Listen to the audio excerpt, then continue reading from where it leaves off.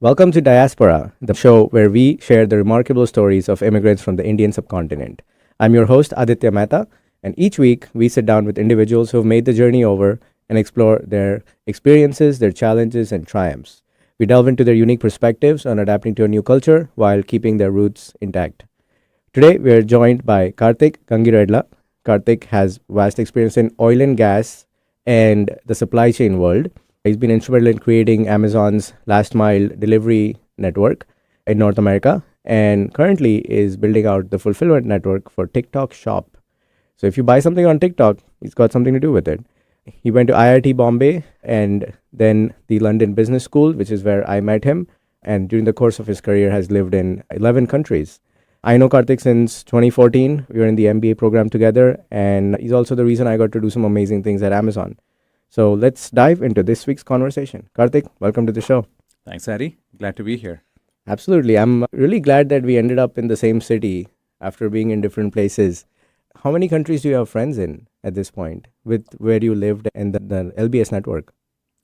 Several, definitely the 11 that I've lived in, 6 that Shruti, my wife, and I live together in, but well beyond that. There's so many folks we've met through the years living in all these different countries, and now they've moved around and Yeah. they're doing amazing things around the world. So it's always awesome to see people from different parts of the world. And you recall when we were in London Business School, we had friends from Georgia, Kazakhstan, Yeah. Azerbaijan, countries that you would never imagine having friends from. Yeah. It's just amazing. Yeah, for sure. In India, you're from Hyderabad. For our listeners who don't know India that well, if you were to compare Hyderabad to a city in the US, what would you compare it with? Yeah, that's a tough one. I actually think Seattle has a lot of similarities because when I think of Hyderabad, one of the things that comes to mind is it's a big city with a small city feel. Yes. People are warm, people have strong connections in their communities. So it never felt growing up as a big city when, in contrast to Mumbai or Bangalore or Delhi, Sure. when you go there, it clearly they come off as big cities. Yeah. But Hyderabad never felt like that. Yeah. Sure, it's grown in size. It's a lot more busier. There's a lot more traffic. Yeah. But there is that sort of underlying theme and feel of a smaller city than what it really is. Yeah. Seattle feels like that. It's a big city. Take the greater Seattle. There's close to 4 or 5, maybe 6 million people living in greater Seattle, but it never feels that big. Yeah. It could also have to do with the topography of the city, with all the greenery and the things you can do outdoors. But it feels very similar to Seattle. I read a joke that Washington is the third largest Telugu state after Telangana and Andhra Pradesh because there is a big population here that speak Telugu. Obviously, I would say the same for Tamil speakers and even Marathis, given the tech industry. But that's a great comparison because the Bangalore Silicon Valley comparison is quite pronounced, but I'm going to steal this comparison and use it later. Did you spend all your schooling years in Hyderabad or you had family around the state, around the country that you spent summer vacations in, something like that? We traveled. Most of our summers were spent in Hyderabad, but there were a few summers where we'd go to more rural parts of Andhra Pradesh, villages along the coast. Yeah. And then obviously undergrad was I still call it Bombay. That's the right way to so call it. Was there for 4 years. Yeah. But otherwise, most of my schooling was in Hyderabad. Yeah. On that note, to give some more context to our listeners, Bombay is the British/Portuguese name of the city. It comes from Bom Bahia, which is Portuguese for the good bay. And the Mumbai is based on the local goddess Mumba Devi. So Mumbai means the mother goddess Mumba Devi. The names were changed in sometime in the 90s. We went through a big renaming spree across the country. Bangalore became Bengaluru, Madras became Chennai, and so on. So people who have grown up in Bombay from the time when it was Bombay, still tend to call it Bombay like I do. But I guess when I speak Marathi, I say Mumbai. But it can be a contentious thing when you're there and you call it Bombay. So for those who don't know, tell us more about what IIT is as a group of institutions and IIT Bombay in particular. Yeah, to keep it brief, it's the Indian Institute of Technologies. The original institutes were 5. There's one in Delhi, Kanpur, Madras, Bombay, and Kharagpur. They were all set up to be world-class institutes in partnership with various countries, actually. There's a lot of other countries that actually helped supported launch these. Obviously, the government of India took pride in setting these up as premier institutes. Yeah. And till date, at least until I was there, and I know a lot of friends who've studied thereafter, they've maintained the premier aspects of the institute with respect to the academic quality, the competitiveness for students to get into the institute, amazing research capabilities. Yeah. And there's also a very strong community, not just for students while they're studying in campus, but once you graduate, there's a very strong community of alumni as folks travel around the world. They still keep in touch, and I still keep in touch with a lot of my peers from IIT. So getting into IIT is the tough part. Getting through IIT can be tough as well, but it can also be a lot of fun. I was more in the latter camp, definitely enjoyed the academics. I was a chemical engineer, graduated as a chemical engineer after 4 years of doing my bachelor's, but it was a lot of fun. I was involved in a lot of social activities. I was part of the technology festival. We had a very popular cultural festival in college. What was it called? Mood Indigo. Mood Indigo, yeah. I think it still is Mood Indigo. Yeah. One of my close friends, he was the lead for that festival. So there's a lot of personal development and social development that comes with going to the IITs as well. Yeah. And then I'm sure there's a perception of folks from IITs being very geekish, but that's only part of it. You're definitely not one of those people. I try to balance it as best as I can. Yeah. It's definitely a stamp of honor, and to the point where even in the US, it's one of the few institutions from India that people have heard of. Maybe the IIMs are probably the other ones which are management schools and not technical institutions. But would you say the IIT is rare in India in that the research function is so strong? Because unlike here, I don't feel like universities in our part of the world are very research oriented. They're just education oriented. Yeah, it's a good question. The US universities clearly have a reputation for being very research focused and focused on fundamental sciences. The IITs have a very similar focus. There's a lot of research that goes on in the respective departments, but you also have to appreciate that the supply of students and the number of students that IITs have to get through their colleges is far higher. So you've got to have an equal amount of focus on making sure students come in and have the right environment, they have the right opportunities, and then put them through that rigor and at least give them the opportunity where they can focus on the various disciplines that they can. Now there are a lot more IITs. It's not just the 5, which helps with flowing through a lot more students in India, because otherwise IITs were popularly or unpopularly known for taking a very small percentage of students that applied. I think that percentage is improved now, which is the right approach to take to make sure a lot more folks get that opportunity. So it's more of a balance with the IITs versus the US universities have at least relatively a lot less students going through the colleges, but they have the infrastructure to support a lot more research. That's a good way to think about it. Was there any pressure to be in STEM or engineering, or is that something that you wanted to do anyways? Fortunately, I've had very supportive parents, and they never really pushed me in one direction or the other. It's not uncommon in India where you get a lot of influence from not just parents, but uncles and aunts and grandparents and friends and on what to do. So there's a lot of advice around you. In my case, I was fortunate to not have a prescribed, here's what you should be doing, or here's what we want you to do. It just naturally happened where I started appreciating certain subjects in school. Then I got into this coaching institute, which was known to groom kids in the 11th and 12th grade to apply for IIT. Did you take a year off to go study somewhere for the entrance exam like people do? It was not a year off. I still went to college, high school, but it was almost like a year off. So you spend a lot more time in that coaching institute versus spending time in college. But you kind of focused on both academically, but the quality of education in the coaching institute was a lot better. So naturally, you just ended up spending time there. And from that, once I gave the entrance exam, I got through, and it was a matter of then selecting which subject you wanted to pick. My focus was more on getting to Bombay than the subject, because it was at the time a very popular destination for students to go to. My dad had also moved to Bombay around the same time, so I would have him around for home-cooked food and any other help that I needed. So it made perfect sense to pick Bombay. And it just so happened that chemical engineering was what was available, and I enjoyed it.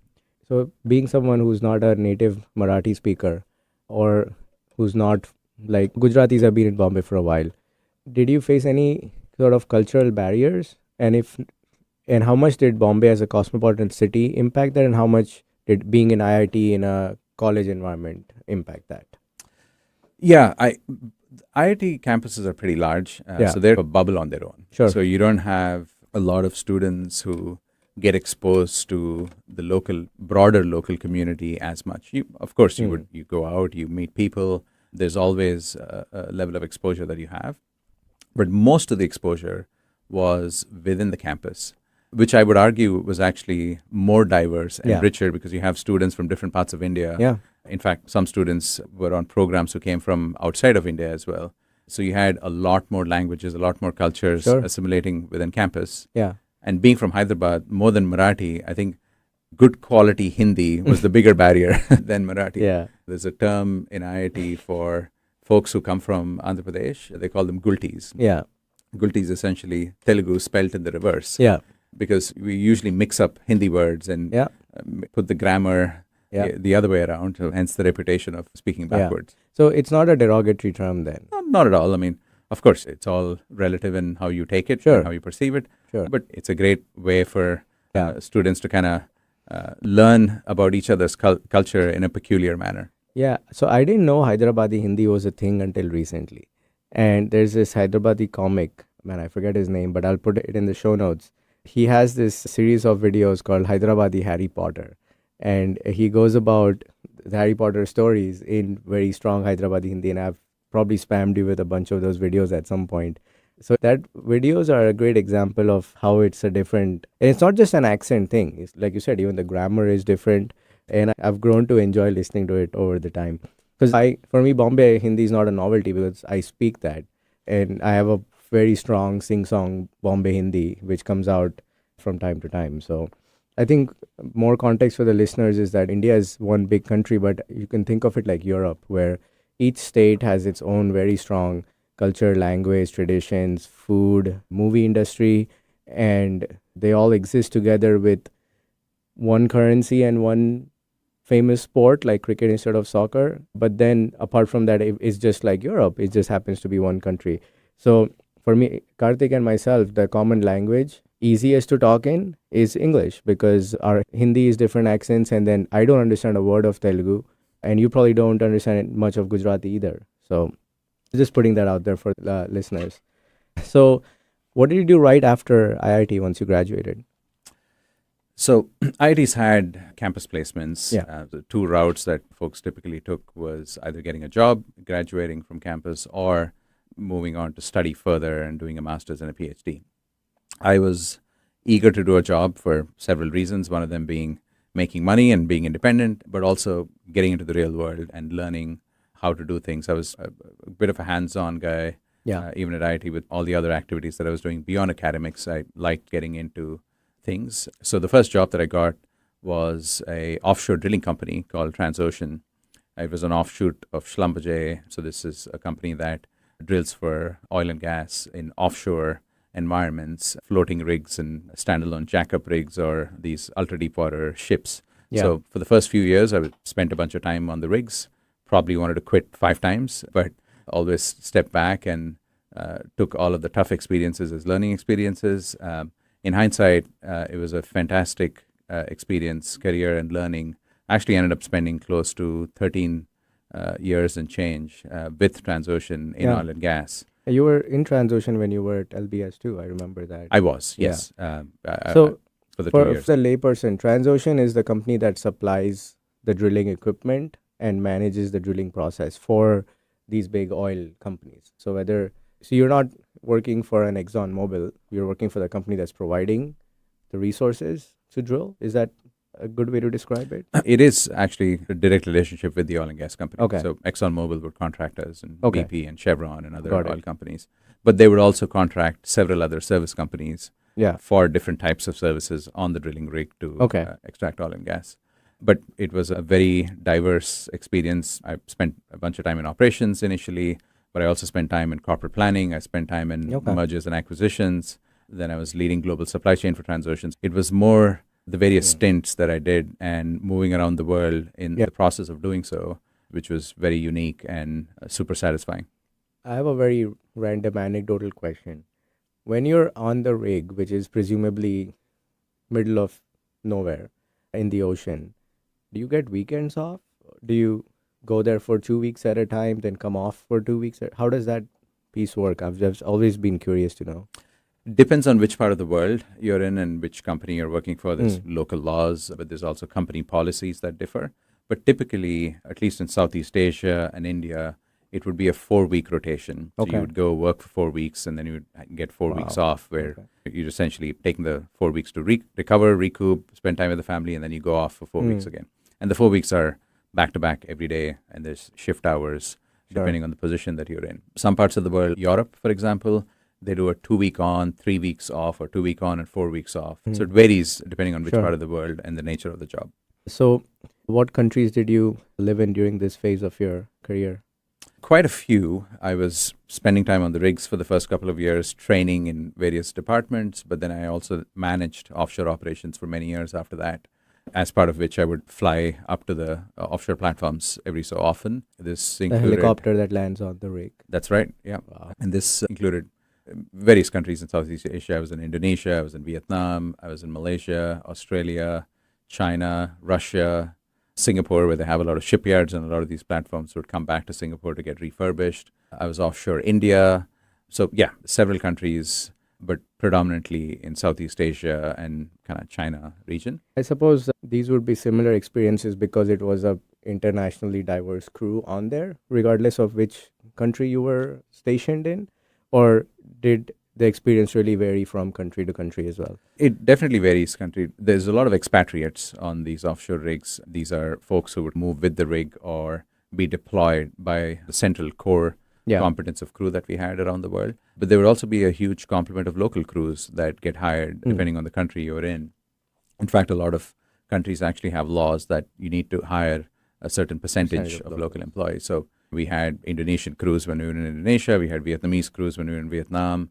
Malaysian crews in Malaysia. It always becomes a melting pot of various nationalities coming to the drilling rig in addition to the local crews. Got it. On that note, let's take a short break. And when we come back, we will talk about Karthik's time at Amazon especially. So we'll be right back after these messages. Get the fuel your road trips need by listening to American Road Trip Talk every Friday from 1 to 1:30 p.m. on KKNW. As an extension of American Road Magazine, this half-hour program brings you adventure-filled interviews from the people behind the places featured in the magazine that make this nation so unique. Pack your suitcase, grab your car keys, tune in to American Road Trip Talk, and receive the road trip planning information you need to confidently explore the road less traveled. Did you know that 9 out of 10 Americans are sick of the divisions in our country? But there's one small step we can take to remember that we're still connected. All over America, strangers with different political views are coming together to talk about their lives, not politics, and discovering they actually have a lot in common. Because even if we don't see eye to eye, we can still talk heart to heart. So let's talk for a change. Learn more at takeonesmallstep.org. Are you ready to discover remarkable stories of resilience and cultural connection? This is Diasporaa, a show sharing the journeys of first-generation immigrants from the Indian subcontinent now building their lives in North America. Inspiring, insightful, and always engaging, Diasporaa offers a unique perspective on the immigrant experience. Join me, Aditya Mehta, my guests, on the Diasporaa Show every Wednesday at 2 p.m. right here on KKNW. Talk radio that will get you thinking. Alternative Talk 1150.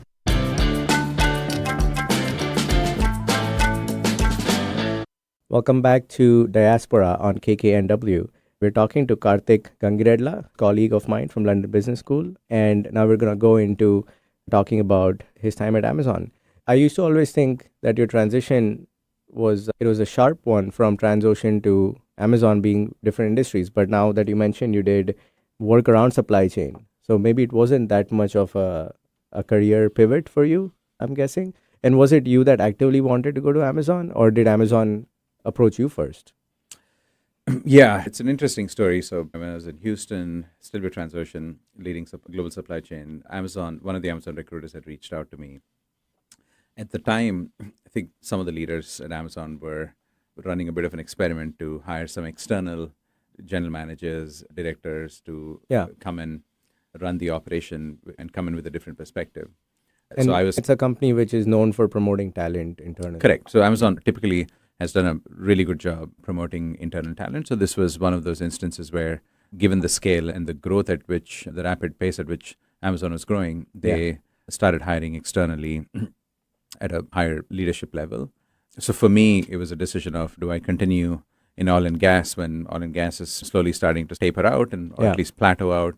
You have a lot of new technologies coming up which continue to reduce demand for oil and gas, versus joining the next big thing, which was e-commerce at the time, and Amazon was doing some amazing things at the time. So it was an easy decision from that standpoint, but it was a total pivot. Although I was doing supply chain, Amazon does not do supply chain like other No. companies do. They have their own recipe. It was a very humbling experience. It was more an opportunity for me to unlearn as much as I was learning. So the first few months was truly unlearning what I had learned Yeah. in oil and gas, and then starting to reform mental models of what it took to run an efficient Amazon process and Amazon operation, Yeah. which was challenging. It was a great learning experience, but it also kindled the curiosity, because one of the things at Amazon is a lot of leaders who enjoy what they do and do well are the ones who have a lot of curiosity to learn, a lot of curiosity to look around corners and dive into things that are out of their comfort zone. Yeah. And that was exactly what I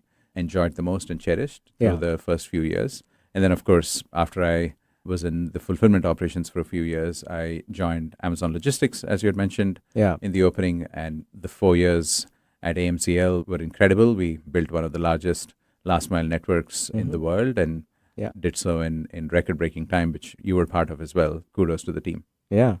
One of my objectives for joining Amazon was learning how to do things at scale.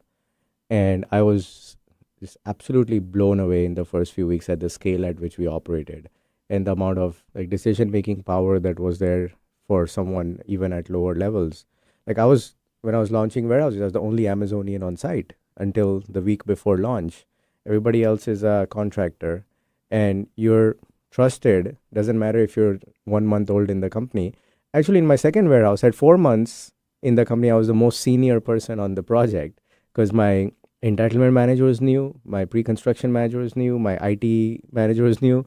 So that was something which I really took away. And like we were talking before the show, the ability to project manage complex things, which most of the time you will not know about because it's not possible to know so much about so much at any given time. That was parallel for us because I was one of the few externals in a role which was almost completely only filled internally, and you were one of the few external directors. Is there anything in particular you really like about the Amazon way of working that you've kept with you ever since? Yeah, I learned a lot while I was at Amazon. I think some of the things that sort of stuck with me and actually go well with who I am as an individual is they have a very strong owner's mindset. So everything that you were just talking about Yeah. also fall into that category of Amazon runs their business and empowers their leaders to run it as though it was their business, and Yeah. you have a lot of ownership right from the associate level all the way up, which is a very difficult culture to build. And I think Jeff and the team did a great job doing that in the early years. Now, of course, as the company scales and grows, there's always going to be pockets where you lose some of that ownership. But I think largely most of what Amazon has done and what they've been successful at is from that owner's mindset. Yeah. Beyond that, I think the leadership principles, again, you're always going to have pockets of the company and individuals who don't truly understand the intent of the leadership principles and implement them. But Yeah. a lot of them are true to what they really are. Yeah.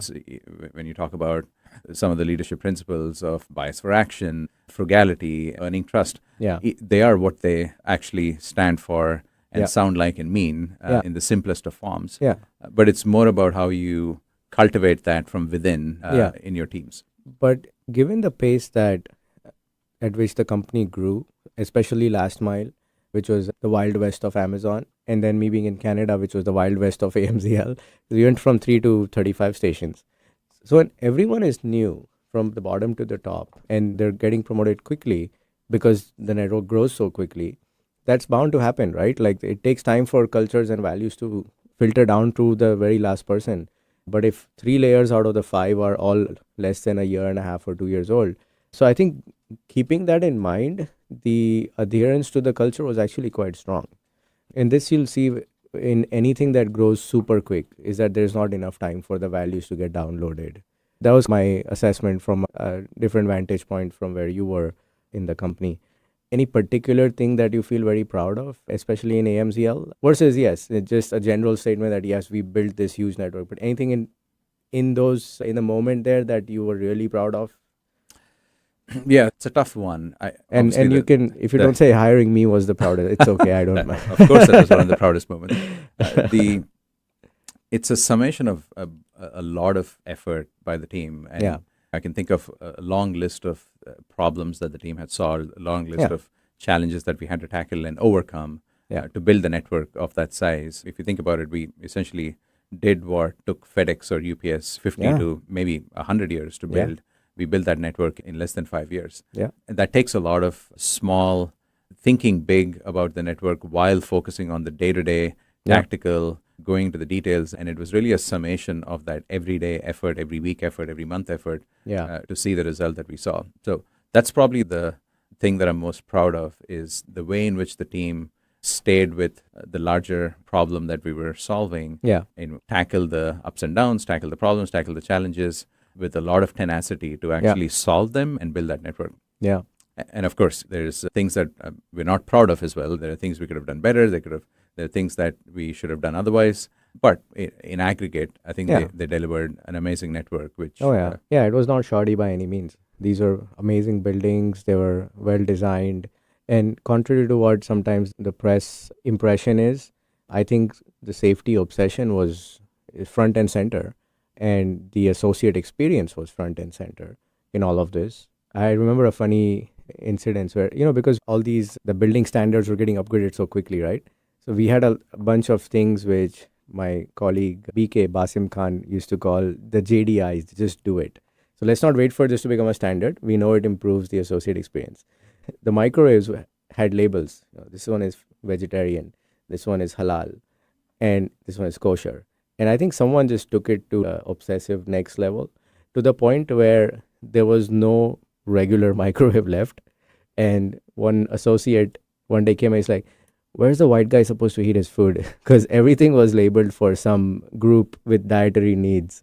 And then we had to dial it back. But yeah, so it was actually a network which had the associate and safety and all of those things front and center. Even though we're building fast breaking things sometimes, I don't think we lost that core focus. And my proudest moment was my first delivery station, which was launched before I even completed my probation period. And I'm hoping to have my supervisor then, Somnil, on the show at some point because he's got a very interesting story. And then maybe we'll talk about it more at that time. So at some point, you moved out of Amazon and you didn't directly go to TikTok. You were in Flexport in the middle.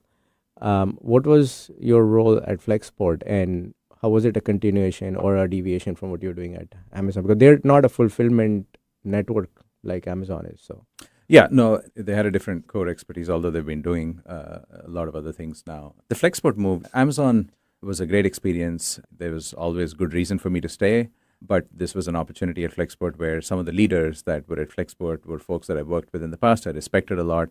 A lot of times, who you are as a leader and what you learn as a leader and what you accomplish is also a function of who you're surrounded with and who you are in the shadows of and learn from, etc. And Dave Clark was one of those leaders. Yeah. Akash Chauhan, Tim Collins. There's several leaders who went from Amazon to Flexport at the time who I thought would be great leaders to work alongside again. And that was one of the reasons that I'd moved. Flexport also, Ryan Peterson founded Flexport many years ago, was also at the cutting edge of, at the time, what was considered a very old-fashioned industry, customs brokerage, running kind of manual processes, etc. So it was a good opportunity for me to join the team and also start thinking about how to transform some of these old-fashioned processes. I was leading their ocean practice for North America, which was part of their core focus prior to Dave Clark coming and really envisioning a global supply chain for the company. But it was a great learning opportunity for me to dial back from e-commerce and then apply some of those principles in a more traditional industry, which was ocean shipping and ocean freight end to end. That makes sense. So then what brought about the move to TikTok? TikTok was more opportunistic. It was an opportunity in e-commerce, which I enjoyed while I was at Amazon, that came my way. And it made sense at the time for me to consider the opportunity to really, it was very similar to what we did at AMZL. If you kind of think about the TikTok network, it was basically non-existent a couple of years ago. TikTok Shop didn't exist. So they had this problem statement of how do we, given the rapid growth that we have with a very unique channel with which merchants are able to reach customers, how do you now support that with the logistics and the supply chain to actually start delivering packages in a consistent, reliable manner, varying speeds depending on the type of product and where it's coming from, but everything needed to get set up from scratch. So that problem statement appealed to me a lot. Sure. It rekindled some of the fun that we had back in AMZL, and that's exactly what we've done for the past 1 year. We built a network from scratch. In fact, now you can get a lot of products from TikTok Shop in 1 to 3 days, which otherwise were taking close to 7 to 10 days when they were coming cross-border, like some of the other platforms like Temu and Shein, which still take a longer time to deliver packages. So is there a plan to become as big as an Amazon network? Because Amazon sells a much bigger list of SKUs. It's the same life stage of the network, but is there a plan to have 400 or 500 locations, or just grow to a certain point where that can be supported and then go to other parts of the world and do the same? Yeah, tough to forecast at this point. What you have to remember is TikTok's a very different channel with which merchants, or the way in which merchants reach out to customers. It's through live content. There's a lot of collaboration with influencers. Amazon is a very different platform. Amazon is a more catalog-based platform where it truly is the everything store. You can find anything you want, and the speeds are incredible. You can now just ordered something last night and it showed up this morning. It's a very different value proposition. TikTok, on the other hand, combines what I would call the virality of live content, unique products that are positioned in front of the customers, given the information that TikTok already has from their TikTok platform. So it's a very different value proposition. How it evolves, obviously, is to be seen. And of course, there's also all the political noise and legal noise around TikTok right now. And let's see what happens in the coming few months. On that note, and to the extent that you're allowed to share or comfortable sharing, that brief period when TikTok was shut right around the President Trump's inauguration, how stressful was that for you internally? Because are we selling? Are we not selling? Are we allowed to fulfill or not? So how was that, the days leading up to that shutdown and that few hours of shutdown? Yeah, I obviously can't talk about things that I can't talk about. It was, of course, a little anxious for a lot of folks, and depending on what the outcome would look like. But the team continued doing what they were doing and what they're good at. We never shut down the network. We continued taking orders from customers. We continued delivering packages to customers. So nothing really changed internally in terms of how we were operating. But of course, there's always going to be a bit of anxiousness with some of these types of events. But yeah, it was business as usual. Yeah. Good stuff. Is there a big difference in the culture at TikTok? Because I presume, like Flexport, there would be some percentage of Amazonians who have moved over, given the nature of the assignment. So how different is the base culture of TikTok, and how does this Amazon influence play into that? Yeah, it's a good question. TikTok obviously is predominantly a Chinese company in its origin, because ByteDance is the parent company. The starting point is very different. Amazon's starting point was very different. So every company has a different culture based on how they were founded, where they were founded, how they scaled up, etc. I find TikTok is still in a growing phase. It's more entrepreneurial. They're figuring things out, and they're going to make mistakes, and there's going to be things which they will succeed at and be successful. So it's a very different stage at which the company is in compared to Amazon as well, in addition to some of the origin differences, cultural differences, etc. That's what I find different at TikTok. What I enjoy is the stage at which they are, which requires a different set of ways in which you solve those problems, versus while at Amazon, they were groundbreaking things, and I think Amazon still continues to invent. But it was also more fine-tuning, and it was more execution rigor that was needed at that stage of Amazon. AMZL was a little different, but the larger Amazon is a lot more mature, right? Yeah, I would hear comparative stories of my friends who are in other parts of Amazon on how their vision or their version of Amazon is. And there were times when I was like, oh, AMZL is nothing like this, because we were creating something out of nothing. And I've been in both points in the company where my role was so broad. It had 100 different things that I need to know a teeny tiny bit about, but just enough. versus staring at one label on the package for 6 months and figure out how to optimize it and save 2 minutes per route.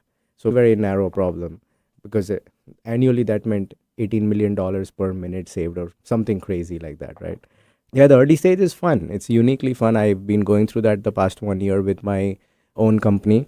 So I was talking to one of my ex-Amazon colleagues while the new business was getting off the ground, and I was sitting on the floor of my office on the ground. There was no furniture. And I was like, this is as day one as it gets because there's nothing even to sit on. On that note, we will take a short break. And when we return, we will talk about more of our shared experience at the London Business School. So stay tuned. We'll be right back after these messages.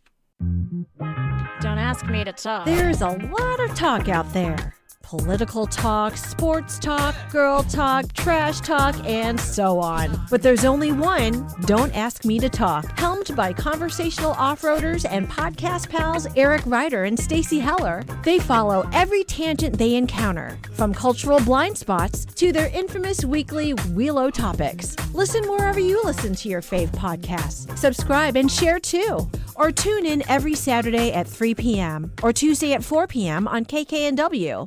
Your kids could get free or low-cost health coverage from Medicaid or CHIP. Even if you've applied before, they may be eligible now. Kids up to age 19 are covered for checkups, vaccines, dentist visits, hospital care, and more. And if they already have Medicaid or CHIP, remember to renew every year. Visit insurekidsnow.gov or call 877-KIDS-NOW. Paid for by the U.S. Department of Health and Human Services. Are you ready to discover remarkable stories of resilience and cultural connection? This is Diasporaa, a show sharing the journeys of first-generation immigrants from the Indian subcontinent now building their lives in North America. Inspiring, insightful, and always engaging, Diasporaa offers a unique perspective on the immigrant experience. Join me, Aditya Mehta, my guests, on the Diasporaa Show every Wednesday at 2 p.m. right here on KKNW. Miss a show on KKNW? Check out 1150kknw.com for podcasts of many of our programs. That's 1150kknw.com.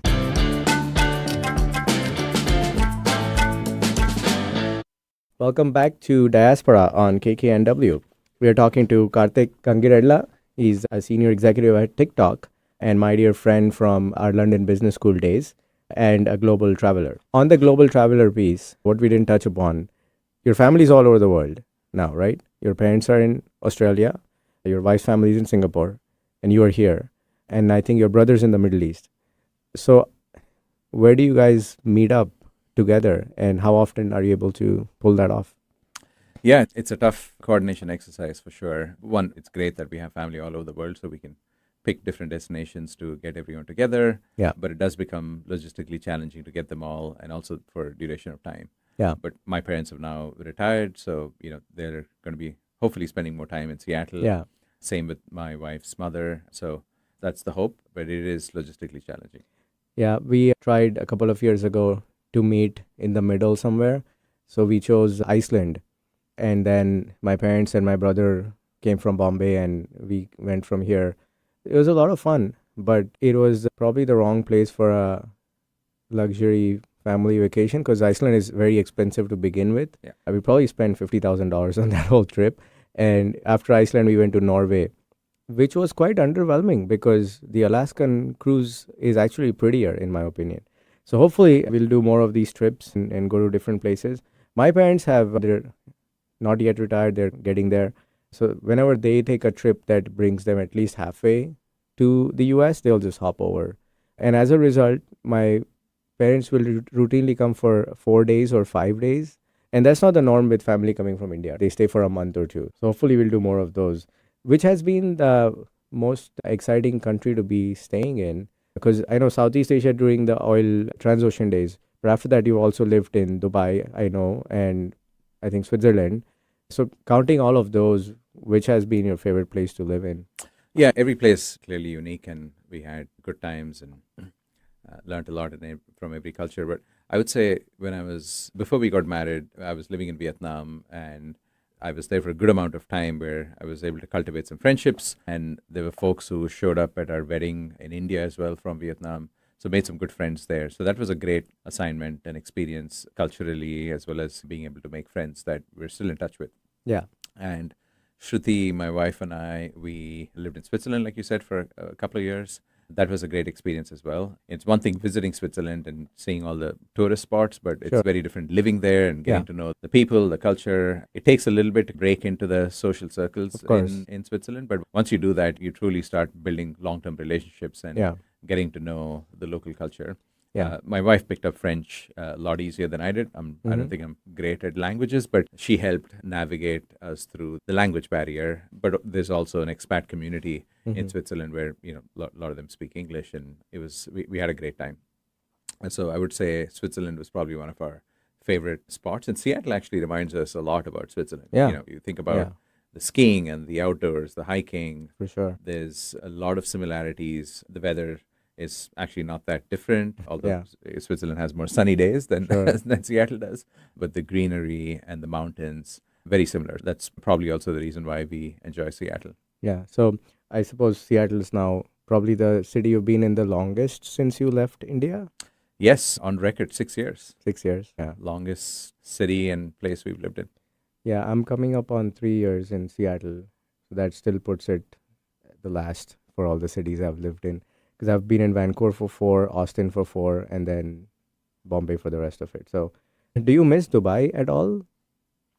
Dubai was a lot of fun. We still have a lot of friends there. It was a great time in terms of social life, as well as just the convenience. Everything is just convenient. You had things at your fingertips. You had the help needed, a smallish city, so you're not commuting long distances. Short flight to India, short flight to other parts of the Middle East, short flight to Europe. A great place from a connectivity standpoint. Yeah. But the one thing we missed living in Dubai, coming from Switzerland, was just the outdoors. There's not a lot to do. Nope. And I was not big into camel racing and other things in the desert. But by the way, there's some fun things to do in Dubai. There is a ski slope, even though it's in a mall. There's a lot of off-roading that happens in the desert. So there's things you can do. That's the only part we missed and we didn't enjoy. So I wouldn't view Dubai as a long-term place to live, but fantastic city. They've done a great job maintaining that position in the Middle East, and would love to go back anytime.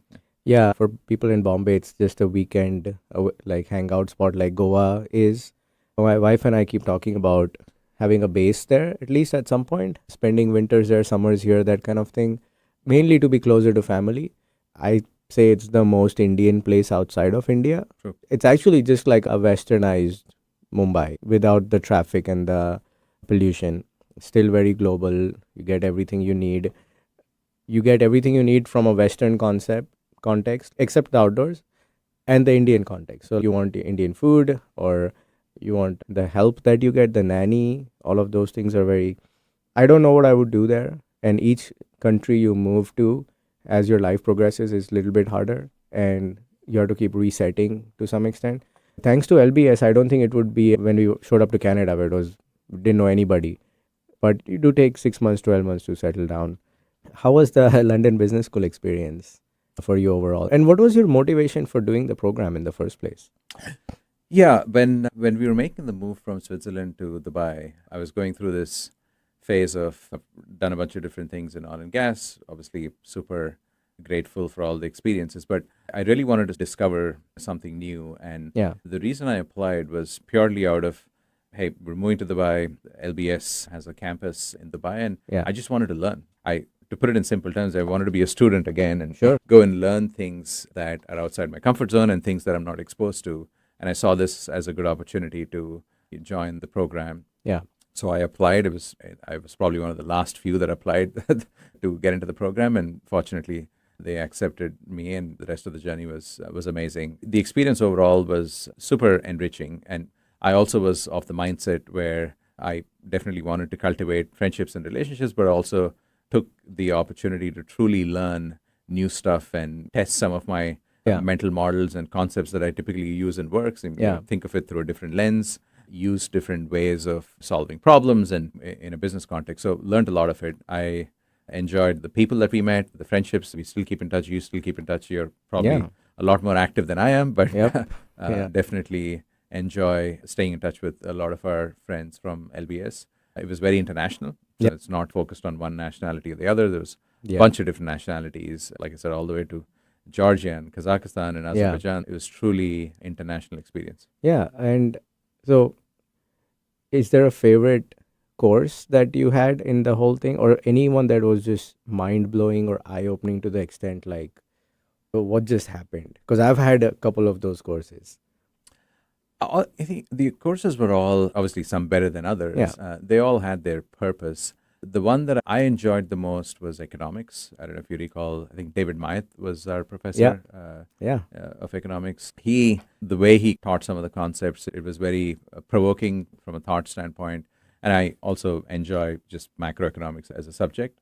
So I spent more time dwelling into what he was trying to go through. I still remember some of the analogies he would walk through, like vanilla or Marmite. Oh, yeah. Don't play the pricing game. Yeah. I either stay at a commoditized pricing level or go premium, Differentiate it, but don't yeah. try to play in the middle. Stuff like that. It's Yeah. just very simple concepts like that, but you could truly take them with you in a lot Yeah. of decisions you make, just the way in which you think about a lot of things in business. Yeah, so my favorite was Negotiation and Bargaining by Professor Niro Sivanathan. That's one of the most sought after classes on campus. And what we did is we have this bidding system. So we decided everybody to collaborate on the bidding system as a class versus compete. And so we know how much competition do I truly have in getting this elective in the bidding system. And I think I got that class by 1 point. And it was the most like mind-blowing class I've ever done in my life. Every session was like, I need to reevaluate these 10 things in my business. And because it was an executive program, 1 week you come to campus, 3 weeks you go back. And for me, that was 3 weeks where I had a new startup underway in my social media company. So for me, the sheer real-time applicability of what I was learning was phenomenal. Yeah. Another class that I really picked up a lot after the course was over, and at that time I didn't really probably truly appreciate what was being taught, was also by David Myatt. It was called Thinking Strategically. Yeah. And it was about implementing game theory in your business decisions, to put it simply. And I think that time it was our probably the last elective, so we were too much focused on partying. When I sat down with a sort of a sober mind, I was like, oh, this is quite brilliant. On the point of the networking, were you able to network with people in other streams as well? Because we had a London stream, but we also then had streams ahead and behind by 6 months. Did you form any close friendships with people from these other streams? Not as much. I'm not a very social person, although I may give a different perception. I'm an introvert for the most part. But I do find networking to be more meaningful when you can truly spend time with folks, and partying is part of it, like going out and spending time with each other. They threw some great parties. That really forms the bonds which are more longer term, and they're more meaningful. Obviously, doing things, even in a professional business setting, I truly believe in mentorship or shadowing and doing things together and solving the same problem being a lot more meaningful than the one-off coffee chat, which it doesn't really stick. At least with me, it doesn't really stick. So didn't spend a ton of time with other folks, but there were a few people that I still keep in touch with and remember because we had some form of engagement. They're talking about a particular topic that we were both passionate about, or some professors as well who didn't teach us but were on campus, and I ended up keeping in touch with them.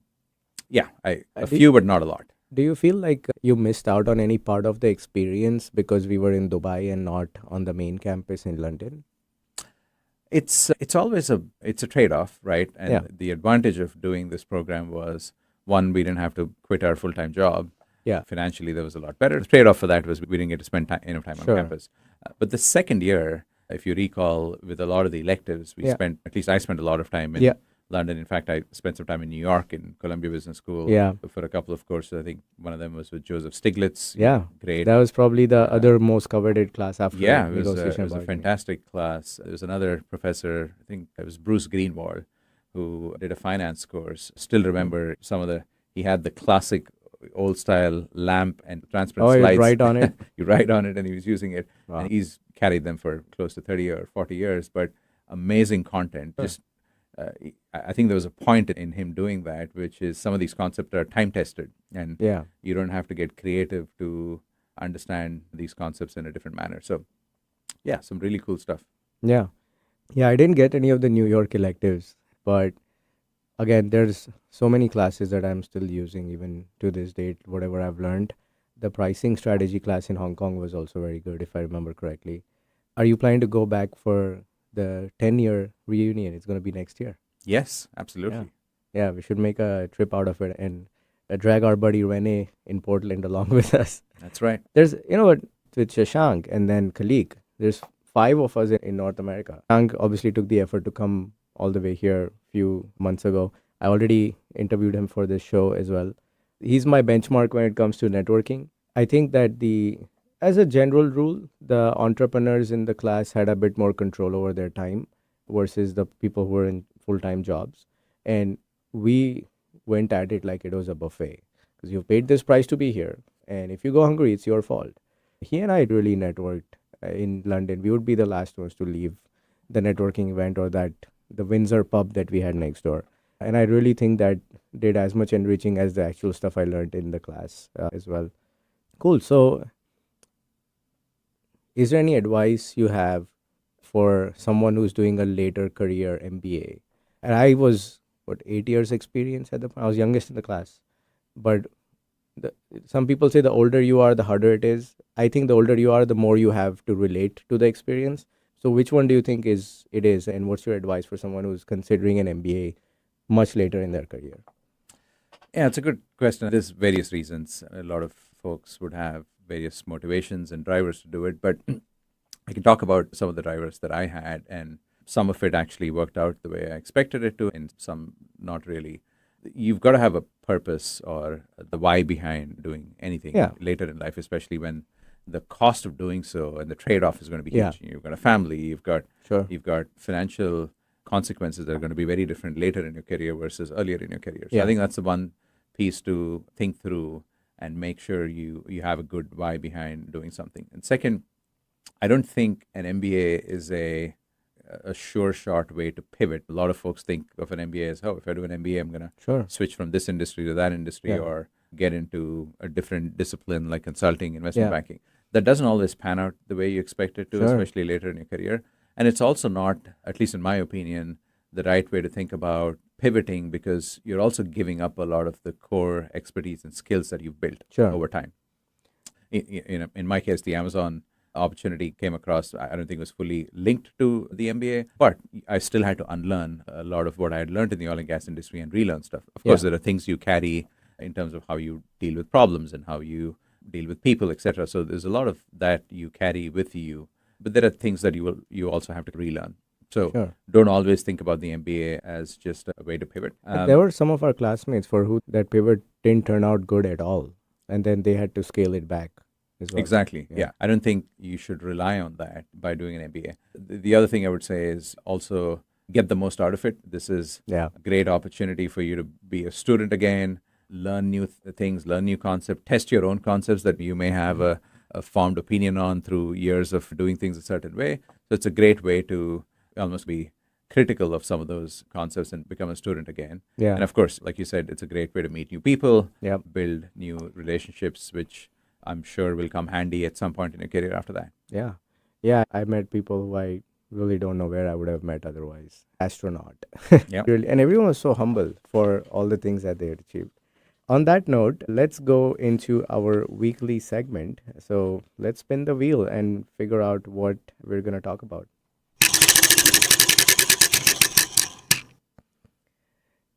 So this one is called Mango Memories.